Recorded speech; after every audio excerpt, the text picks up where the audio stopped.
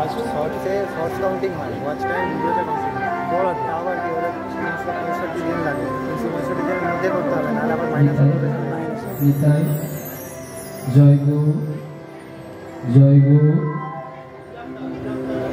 জয় গো জয় গো জয় গো বেশটা আছে আপনারা জয় গো জয় গো জনিতাই চাঁদ জনিতাই চাঁদ হরে কৃষ্ণ হরে কৃষ্ণ হরে কৃষ্ণ জনিতাই জনিতাই জনিতাই জয়ন্তী জয়ন্তী জয়কালী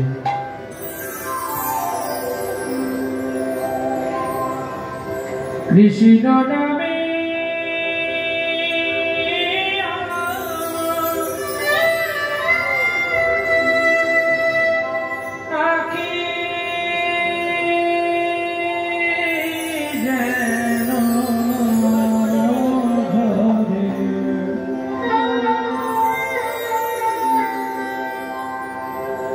মরণে যেন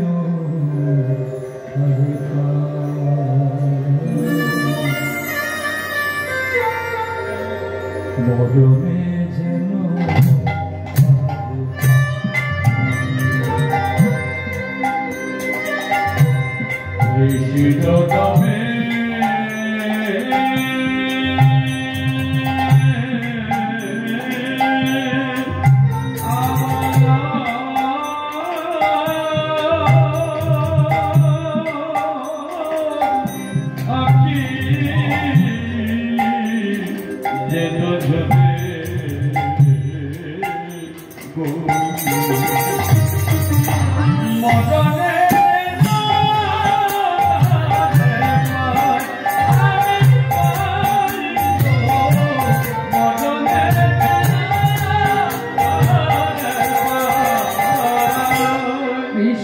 কৃষ্ণ নামে सर्वभूतात्मा तस्मै श्री गुरवे नमः।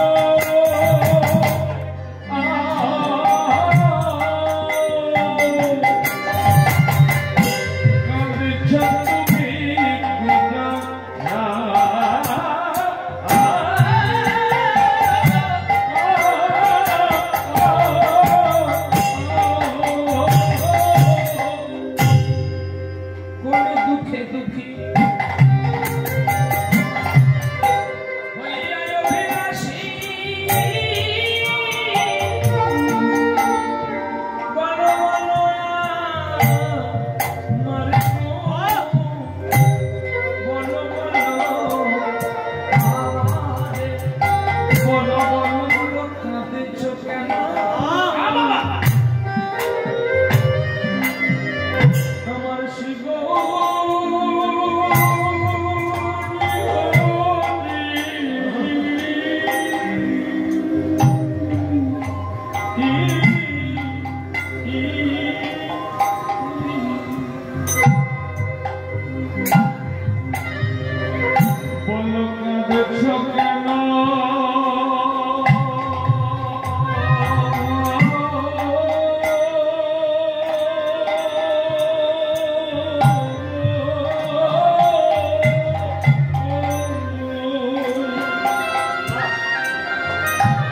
কেন গো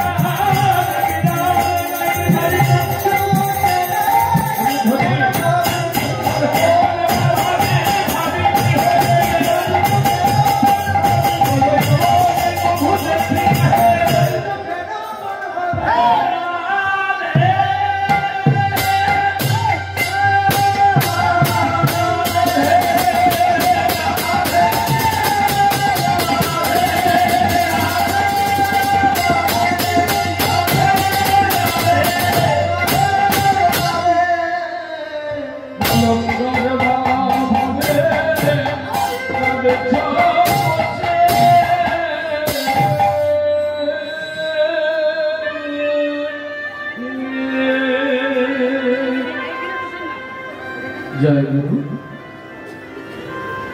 जय श्री गुरु जय परमात्म गुरु जय तू कलिजुग पावन अवतारी जय कलिर कलम औषध ऊर्ध्वकारी दयाल गुरुदेव आज कीर्तन पारंबेर अग्रभागे आमी आपनादेर जुगल चंद्र शरणागत हलाम तत्परे माधुर्य मंडितमय श्रीधाम नवबृंदावने उपवेशन उपवेशनिया सकल कृष्ण अनुरागी गौर अनुरागी भगवत प्रेम माधुर्य अनुरागी सकल भक्तेर चरणे ए दिनादिनी कामाल प्रहलादेर पक्ष थेके आमी आपनादेर सकलेर चरणे दंडवत प्रणाम सबका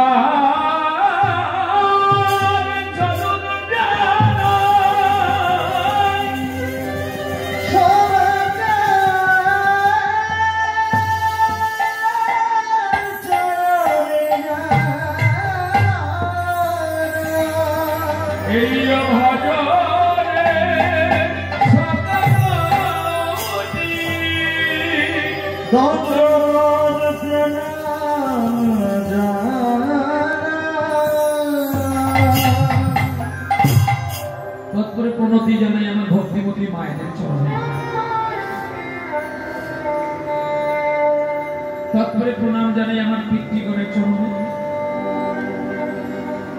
एखाने प्रश्न करे बेरबे जे बाबा तो बड़ केन तुमि माके आगे प्रणाम करले किन्तु शास्त्र बोलेছে माई तो बड़ मा यदि ना थाकतो धरित्रीते के आमाय धरतो পাখাটা ওদিক থেকে ঘুরিয়ে গেল আমার।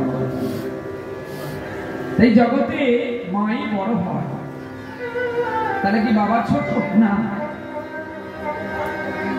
বলছে মাকে বুঝলে বাপকে পাবি, আর সরাসরি যদি বাবার কাছে যাবি তাহলে তো পুরে ছাই হয়ে যাবে।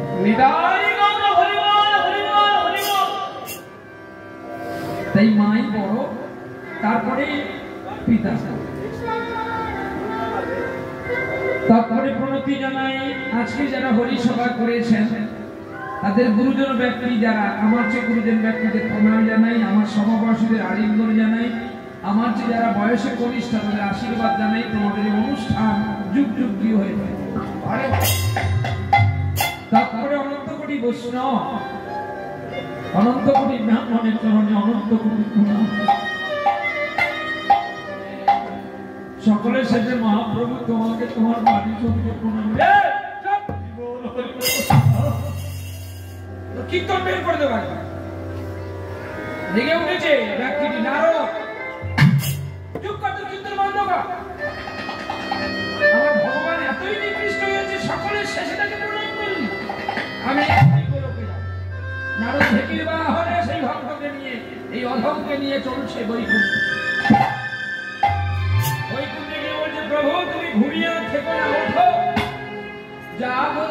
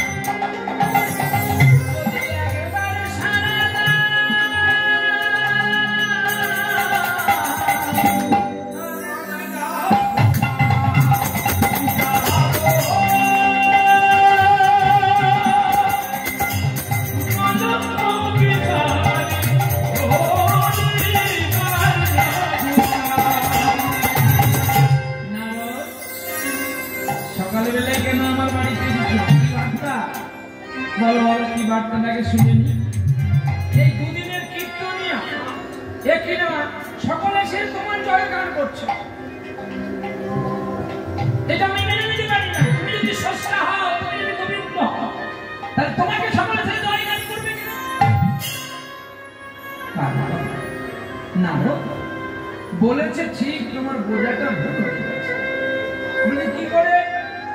আচ্ছা বলো তো নারদ, কড়াই আছে, রান্নাশাল আছে, চাল ডাল আছে, জ্বালানিও আছে, আগুনও আছে, তবু কেন রান্না হয় না? না পূজারি থাকে না বলে? ঠিকই তো।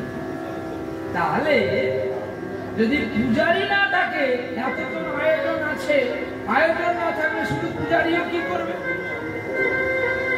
কিছু বুঝতে পারলে না? বলছেন না, এই শেষে যার জয় দেওয়া হলো সে হচ্ছে পূজারি। আয়োজন না করলে পূজারীকে ডাকা যায়? শোনো, আমার চেয়ে আমার ভক্ত বাবা, তুমি বোধহয় জানো না, আমার হইতে আমার নানা বলো, নানা হইতে আমার ভক্ত বলো, ভক্ত হইতে ভক্তের চরণের ধুলি, চরণের ধুলি আনো।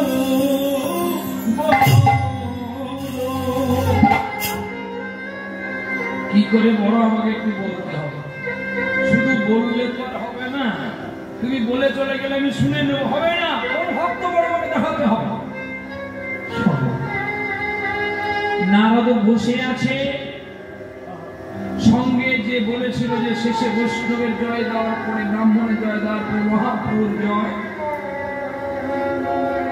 দিনাকে বলছে আমি তোমাকে বলছি এক এক করে তুমি শোনো। শিবন মহাপ্রভু সরোবরের তীরে বসে বসে কাঁদতে কাঁদতে ভক্তদের সঙ্গে এই কথাগুলো বলছি। আগে কেন মাকে প্রণাম করতে হয় জানো? মা হচ্ছে গুরু,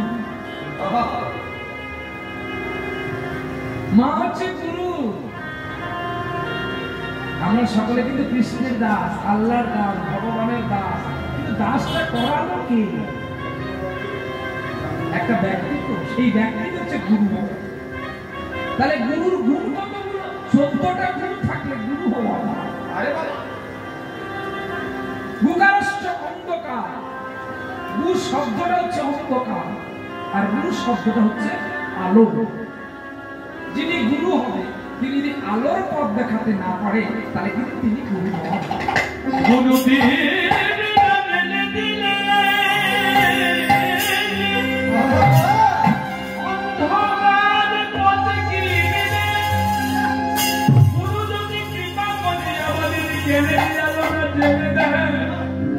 কৃষ্ণ ভজন করে আমরা কোনদিন আলো দর্শন করতে পারব না।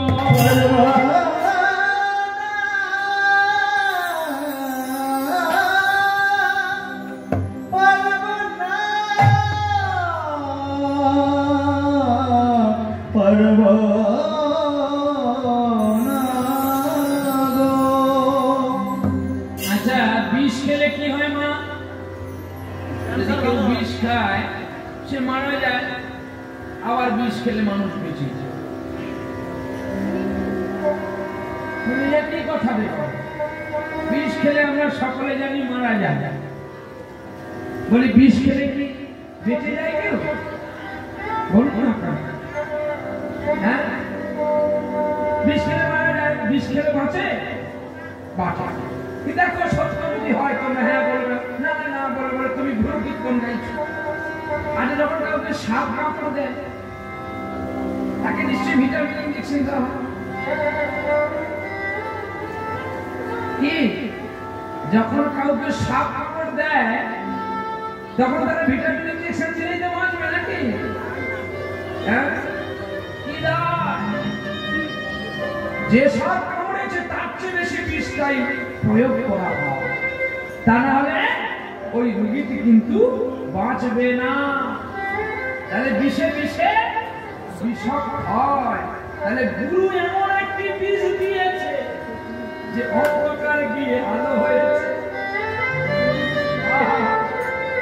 আর সেই গুরুকে যেন নিতাই যদি এই দেশে এলো, আমরা নিতাই যদি এই দেশে এলো,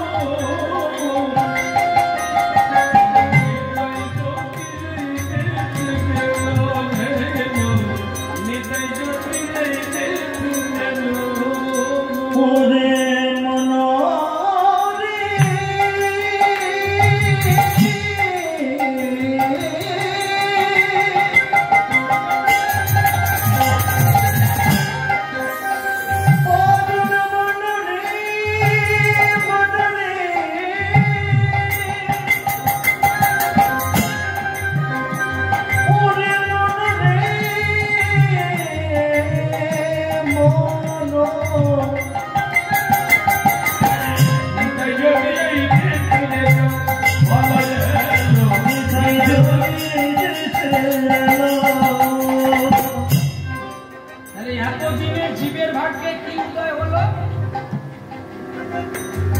শুনুন, এখন গাইলাম এতদিনে জীবের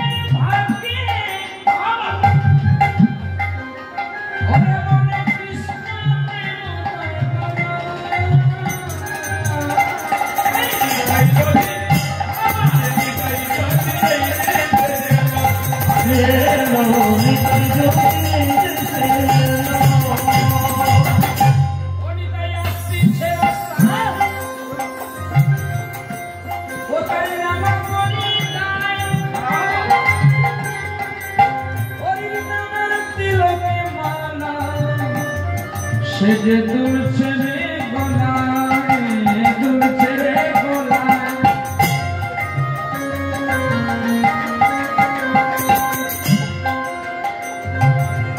অনিতাই আসছে রাস্তায়, তার নাম অনিতাই। হরি নামের তিলক মালা দুলছিলে গলায়।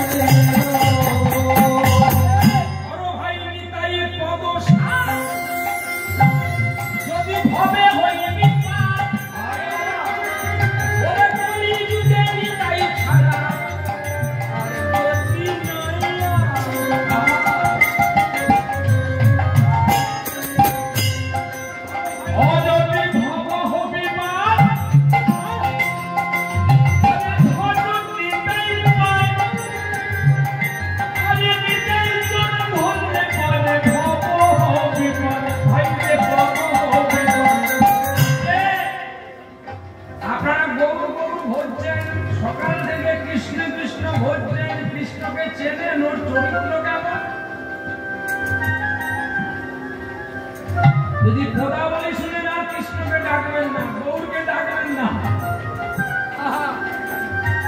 সত্যি কিনা বাবাজিরা ভালো করে জানে গৌরের চরিত্র। তাহলে শোনো, কে বলে গৌরাঙ্গ ভালো, সত্যি কে বলে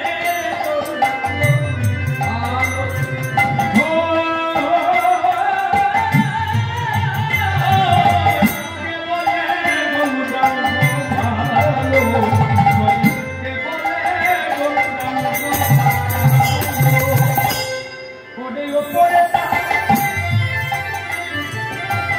সোনার গৌরব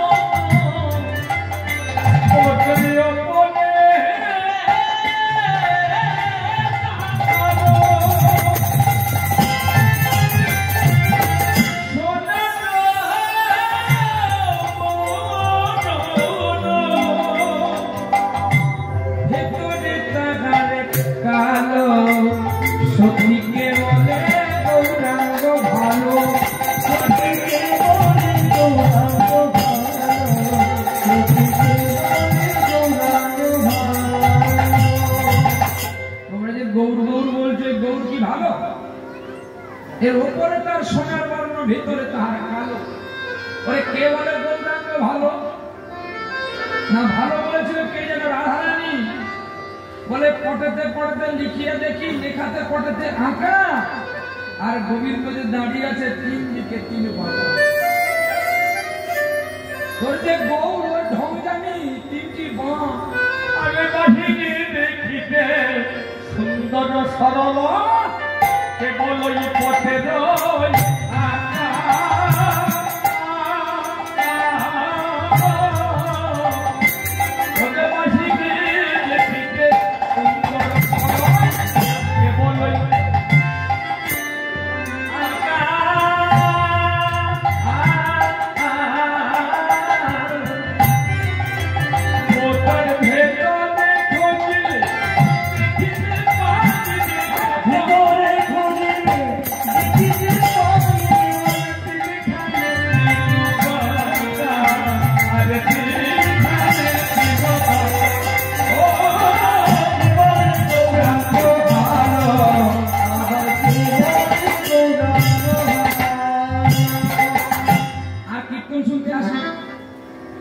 যার চলন ভালো নেই, তার কীর্তন শুনে, তার লীলা শুনে লাভ কি হবে? বসে বসে কাঁদছে, লজ্জা করে না? নদীয়ার কেউ ঠাট্টা করে, কেউ মজা করে, আবার কেউ গৌরের সঙ্গে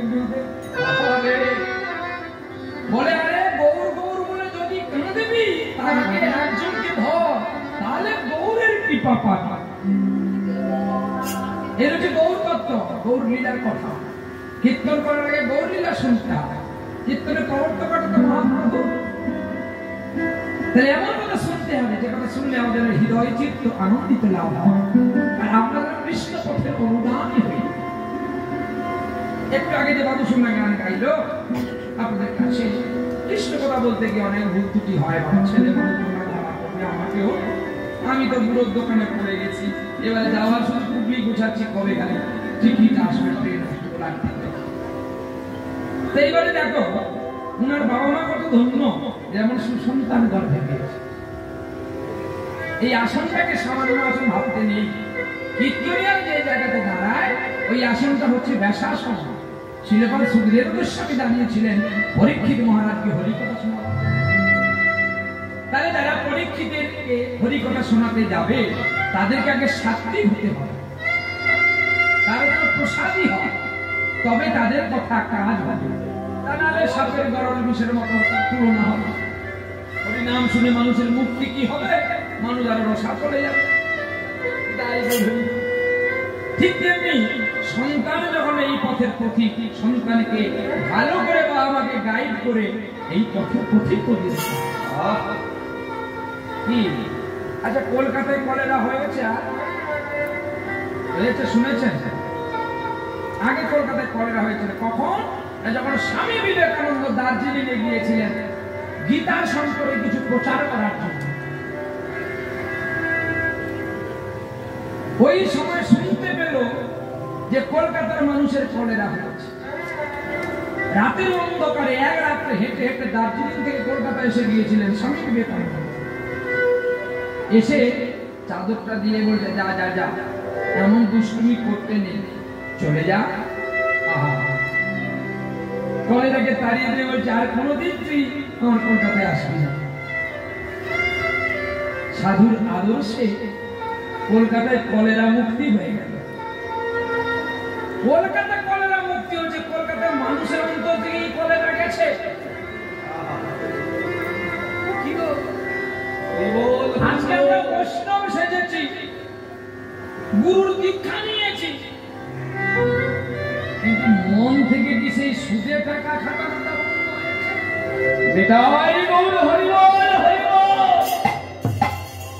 এই জন্য কীর্তনের আসর আলাদা করতে হয়। কীর্তনের আসর জানতে গেলে বৃন্দাবন যেতে হবে, গোপীবল্লভপুর যেতে হবে। কীর্তন কোন কোন আসনে কে কে বসবে জানো? কীর্তনের আসন কিছু করতে হবে, এক সভাপতি রাখতে নেই।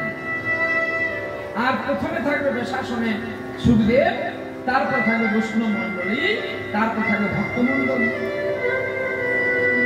সব যদি একসঙ্গে মিলিয়ে থাকি তাহলে তো খিচুড়ি হবে।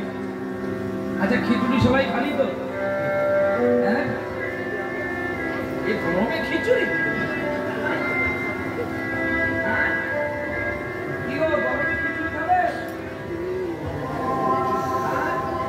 আরে গরমে খিচুড়ি খাবে? মরে যাবি। আমি কি দাঁড় বেরিয়ে গেছে 5-6টা না বলে খিচুড়ি খাবো। খেয়ে আপনি বৌমা বউ কাছে ডাল খাবি না?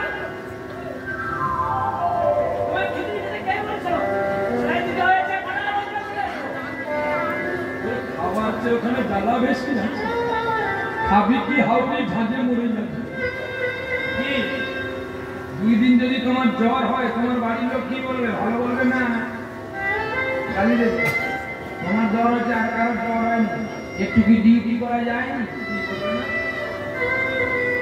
তাহলে তুমি বেঁচে আসো যদি এমনটা বলে, তাহলে বৃদ্ধকালে যখন তুমি একদম বিছানায় পড়ে যাবে, তোমার সন্তান কি বলবে?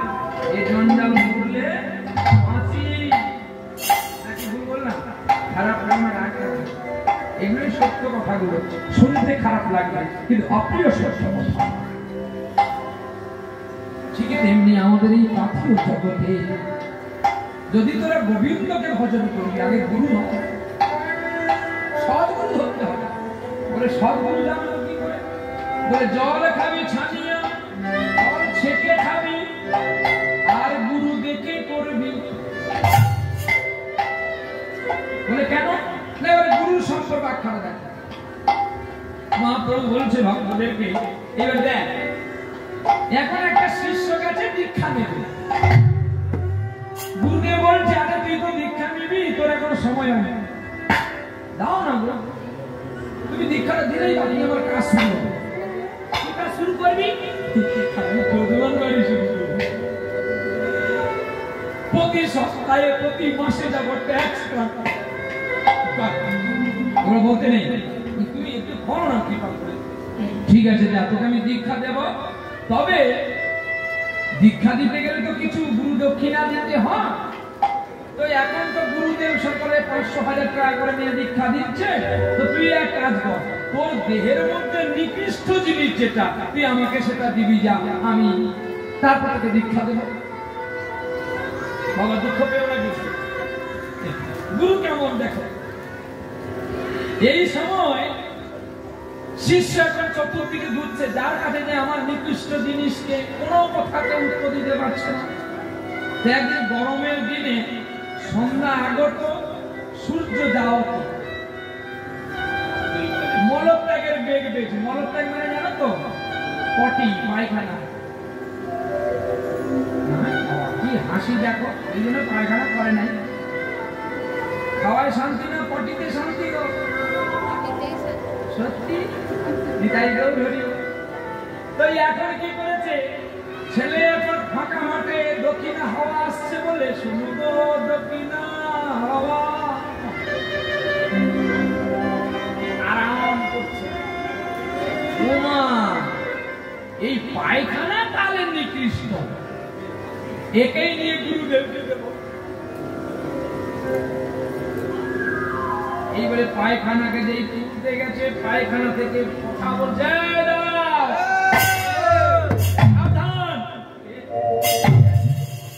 আমি পায়খানা, তুমি পায়খানা? হ্যাঁ, তোর পায়খানা কথা বলে, তুমি আমাকে নিকৃষ্ট বলছো কোন কারণে? তুমি ফেলে দেওয়া বস্তু বলে, তুমি আসল তত্ত্ব জানো না বলে তাই তুমি আমাকে বলছো ফেলে দেওয়া বস্তু। তার মানে বলে, তুমি জানো আজকে আমি পায়খানা কার জন্য হয়েছি? কার জন্য না, তোমার জন্য। কি করে না, তুমি মূর্খ। আমি তো কালকে ছিলাম কোলাঘাটের একটা দোকানে রাজবো। কি রাজবো? এই জায়গাতে হরিনাম হচ্ছে বলে এক দাতা, এক মানুষ, তিনি 10টি রাজভোগ নিয়ে এসে গোবিন্দকে ভোগ দিল। আচ্ছা, যখন আমাকে ভোগ দিল তখন আমি কি হলাম? আমি প্রসাদ হয়ে গেল। আর তুমি প্রসাদটাকে কি করলে? সেবা করলে। তাহলে তুমি এত সুন্দর রাজভোগটাকে, প্রসাদটাকে তুমি কি করলে? সেবা করলে। আর সেবা করে তুমি তাকে নষ্ট করে বের করে দিলে। তুমি নষ্ট করলে না, আমি নষ্ট হলাম। আজকে তুমি বলছো আমি নাকি নষ্ট, আমি নিকৃষ্ট। অবাক হয়ে গেছে মানুষ। এইবারে বলুন, আজকে নিকৃষ্টটা কে? গোবিন্দের প্রসাদ না আমার আপনার দেহ? তাই দেহ যদি শুদ্ধ করবি, হেথা ওটা না ছুটিয়ে, রোজগার না করে, সদ্গুরুর আশ্রয় নিয়ে গোবিন্দ ভজন কর। যার ভাবনা তিনি ভাববে, তুমি ভাববার কে? তুমি যার জন্য ভাবছো নিচে, তিনি তোমার কথা ভাববে, তুমি তার কথা ছাড়া অন্যের কথা ভেবো না। এটাই গৌর হরিবল হরিবল। তুমি ভাবছো কেন? তুমি কিসের জন্য ভাবছো? যে তোমার কষ্ট হচ্ছে। অর্জুনকে বলেছিলেন ভগবান বিষ্ণু, কৃষ্ণ বিশ্বরূপ দর্শন। তুমি যে এতজন যেন ভাবছো এরা তোমার কেউ নয়, তুমি জানো না? আমি তো সকলকে মিলে রেখেছি, আর তুমি শুধু কেবলমাত্র উপলক্ষ রূপে তুমি এদেরকে বান নিক্ষেপ করবে। এই হচ্ছে সদ্গুরু। তাহলে গুরুর কাছে গেলে আমাদের দেহটা কি আছে? গুরু দীক্ষা নেওয়ার আগে দেহ কি হয়? দেহ গুরু দীক্ষার কাছে নেওয়ার আগে দেহ কেমন থাকে? দেহ ছিল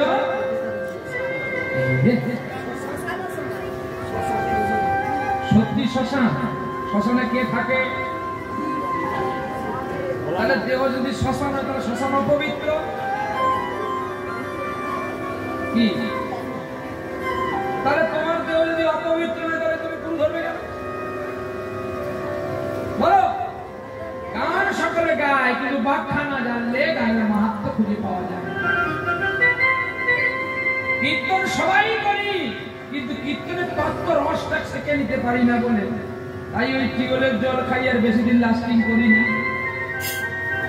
শুদ্ধ জল খাবি, টাকা বেশি যা, নাহলে 5 কাঠা জায়গা কিনা হবে না, কিন্তু 10 বছর তো বেশি বাঁচতে পারবে।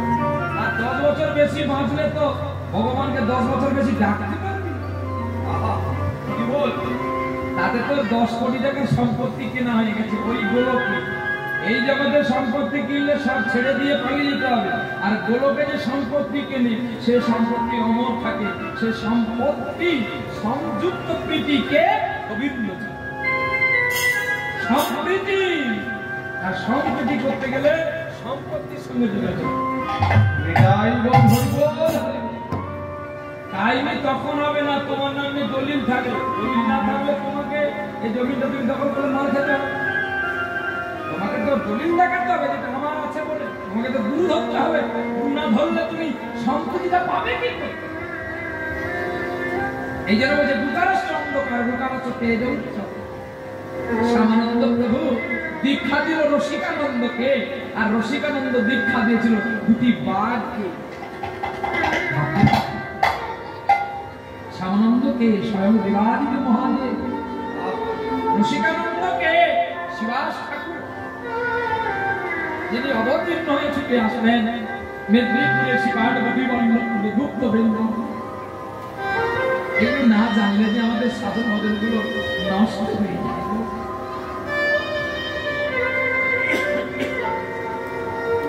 তাহলে গুরুতত্ত্ব কেন, গৌর তত্ত্ব। মহাপ্রভু কেন কাঁদছে না? একটা ভক্তের জন্য কাঁদছে বসে। বলছে বিশ্বে অনেক ভক্তই আছে গো, আমি তার জন্য কাঁদছি বসে। তার জন্য মহাপ্রভুকে ভক্তগণ জিজ্ঞাসা করছে, বলছে বলো বলো গৌর তুমি কার জন্য কাঁদছো?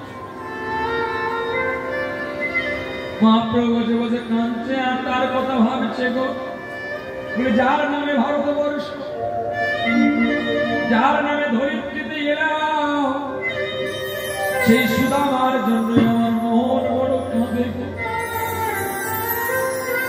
বলছে কেন সুদামার জন্য তোমার মন কাঁদছে? ও কি তোমার কেউ হয় নাকি? গৌরী বলছে ও একদিকে আমার বন্ধু, আবার একদিকে আমার ভাই। বলছে প্রভু আমি কিছু বুঝতে পারলাম না, কি করে তোমার বন্ধু, কি করে তোমার ভাই?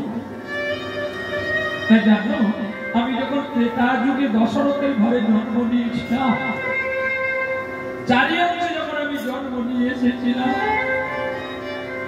যখন আমার বিমাতা কৈকেয়ীর কথায় বাবার কথায় আমি যখন 14 বছর বনে গিয়েছিলাম, একমাত্র ছুটে গিয়েছিল আমার ছোট ভাই ভরত।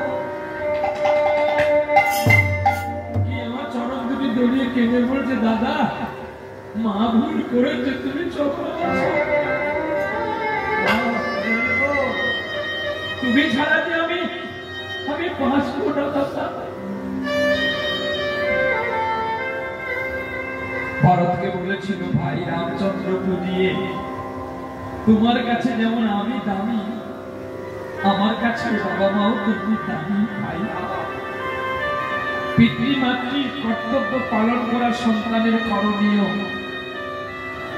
পুত্র একই পথ দিয়ে পরিচালিত হয়, দেখবেন একটা পথ দিয়ে দুজনে যাওয়া আসা করে, একটি পুত্র একটি মূত্র। ভালো করে জেনে নেন, একটা পথ দিয়ে দুটি গাড়ির পাশাপাশি যায় আসে, একটি পুত্র একটি মূত্র। যদি বাবা মার আদর্শ সন্তান হয় তাহলে পুত্র, নাহলে ডাস্টবিনের মূত্র।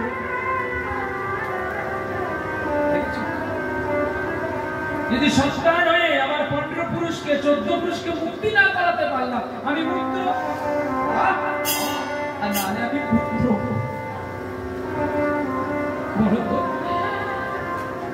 এক চট্টগ্রামে হারাই পণ্ডিত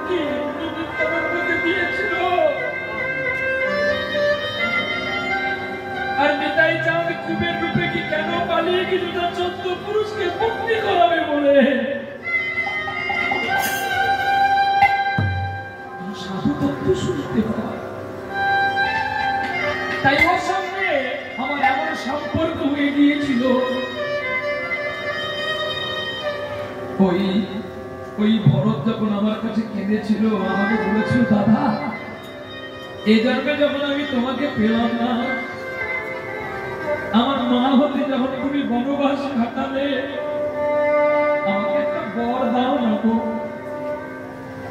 তখনই রামচন্দ্র বলেছিল, তুই আজকে যা চাইবি আমি তোকে তাই দেব। তখনই ভরত কেঁদে কেঁদে দাদার চরণ ধরে বলেছিল, দাও দাও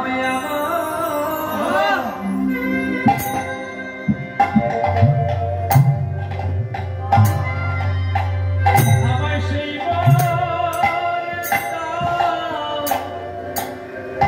দাও গো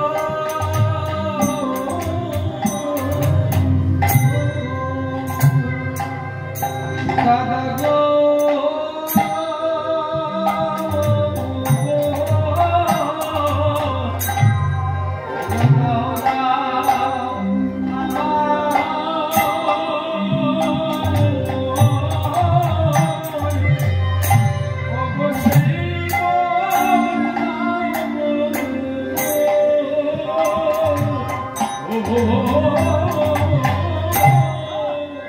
যেন তোমার বন্ধু হয়ে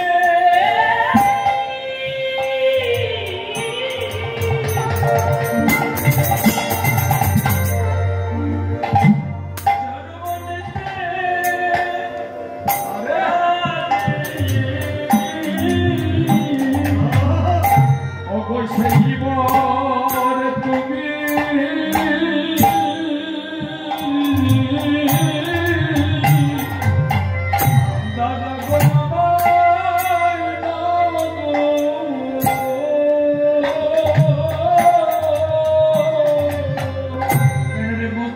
তুমি কি করবি দাদা?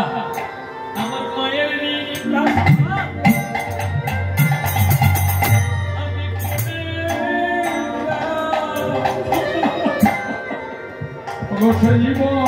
তুমি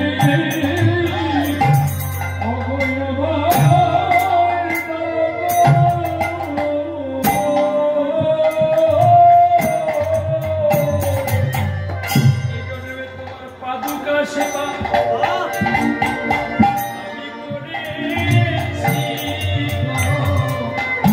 আমি করেছি তুমি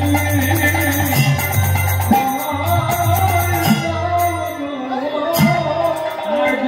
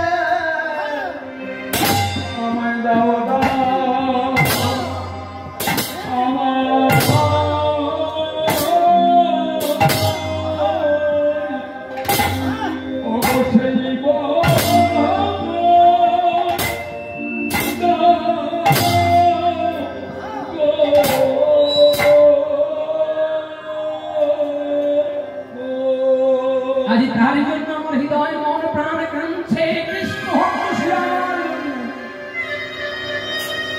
সেই ভরত হয়েছিল এই কলিকালে, মাটিতে আসার আগে ছিল দাপর যুগ, আর এই দাপর যুগে ছিল পরম ভক্ত সুদামা।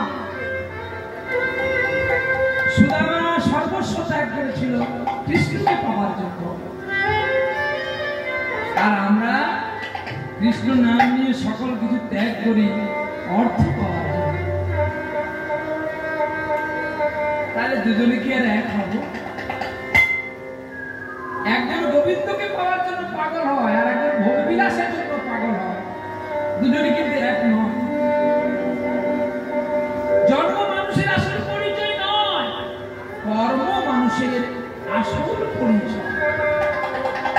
দেখো, তুমি যদি কিছু না জানো, তুমি যদি এমনিতে একটা মানুষ দেখবে সে তো সাধু না, বৈষ্ণব না, কিন্তু সে সাধুর মতো পোশাক পরে ঘোরাফেরা করে, তাকে দেখে একটা নাস্তিক মানুষ বলে হরে কৃষ্ণ হরে কৃষ্ণ,